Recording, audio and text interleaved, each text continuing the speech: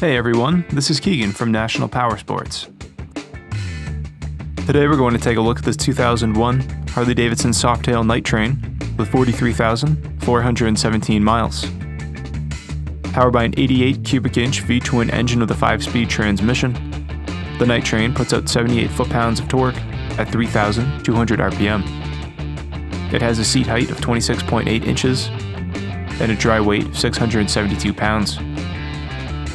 It has been upgraded with Harley accessory wheels, black painted fork legs, ape hangers, mirrors, bub exhaust, LePera seat, open air intake, and foot pegs.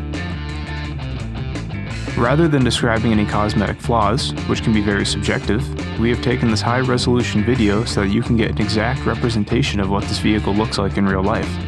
Our goal is to provide you the ability to virtually walk around and inspect it as if you were here in person. Please take the time to watch the entire video. If you have any questions about this vehicle, our sales team can be reached at the number provided at the end of the video. They will be happy to assist you in any way they can. This vehicle has been fully serviced, detailed, and comes with a 30-day nationwide warranty. We have also purchased a CycleCheck's Vehicle History Report. You can view this report by clicking on the link on the right side of the video.